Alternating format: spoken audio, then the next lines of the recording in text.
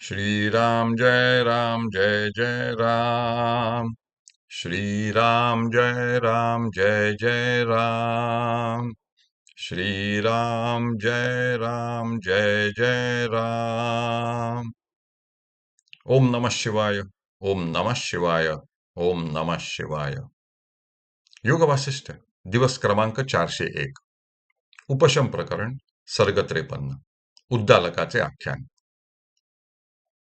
उद्दालक पुढे म्हणाला, हे चित्ता, आता स्वप्न आणि हा जगताचा भ्रम यांच्यामध्ये काही फरक असेल तर तो इतकाच आहे की स्वप्न स्थितीमधील भ्रम अल्पकाळपर्यंत टिकतो आणि जगताचा हा भ्रम माणसाला जीवनमुक्त स्थिती प्राप्त होईपर्यंत टिकतो. काळाची ही न्यून्याधिकताही तू आपल्या कल्पनेनेच निर्माण केलेली आहेस. परंतु स्त्री पुत्र इत्यादिकांचे मरण हे जरी काल्पनिक असले तरी त्यांना सत्य समजून त्यांच्या ठिकाणी आसक्ती ठेवणाऱ्या मनुष्याला ज्याप्रमाणे दुःख भोगावे लागते त्याप्रमाणे ह्या जगातील सर्व वस्तू आणि त्यांचे संयोग वियोग परमार्थदृष्ट्या सत्य आहे अशी तुझी भावना झालेली असल्यामुळे तुला या संसारात दुःख मिश्रित सुख भोगावे लागत आहे. परंतु हा तुझा अपराध नसून तुझ्या ठिकाणी अहंभाव धारण करणारा जो मी त्या माझाच तो अपराध आहे. त्यामुळे मृगजळाप्रमाणे मिथ्या असताही तू मला सत्य भासतोस व जे जे करतोस ते ते सर्व मीच केल्यासारखे होते.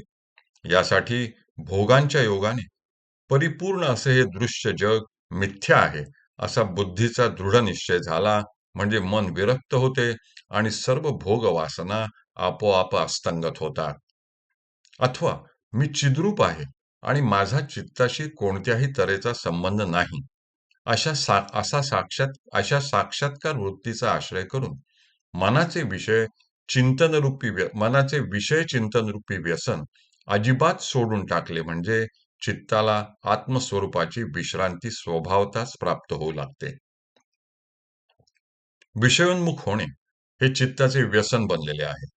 परंतु त्याला विषयांपासून परांगमुख करून स्वरूपोन्मुख करावे व अशा रीतीने परमात्म स्वरूपी अग्नीमध्ये त्याला भस्मसात करून टाकले म्हणजे ते आपल्या शाश्वत आणि निर्मल स्थितीप्रत जाऊन पोहोचते.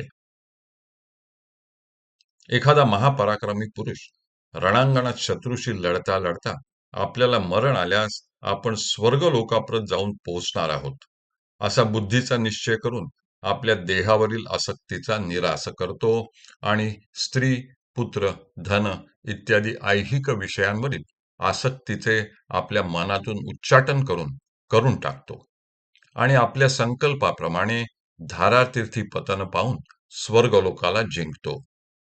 त्याप्रमाणे मी देहापासून भिन्न आहे असा साक्षात्कार करून घेऊन आणि विषय वासनांचा सर्वस्वी त्याग करून मनाला विषय परांगमुख करतो.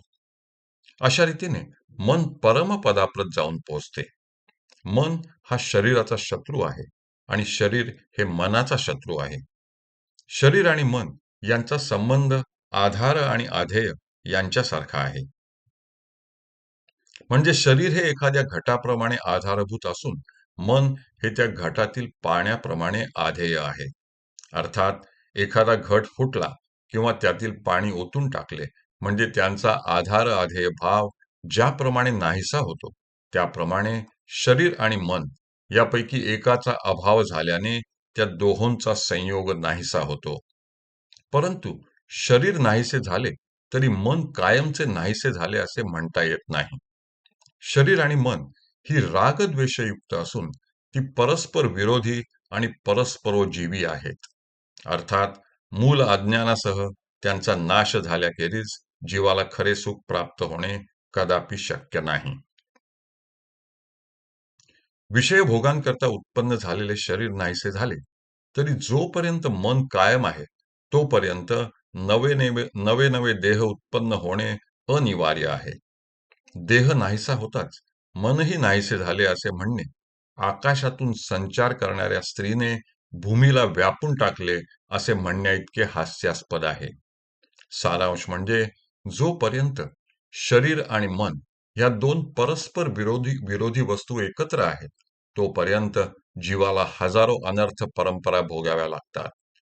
ज्याप्रमाणे दोन सैन्यांच्या मध्यभागी उभ्या असणाऱ्या मनुष्यावर तलवारींचे घाव आणि बाणांचे वर्षाव होऊन त्याला अपरिमित दुःख व वेदना भोगाव्या लागतात, त्याप्रमाणे जीवाची स्थिती होते.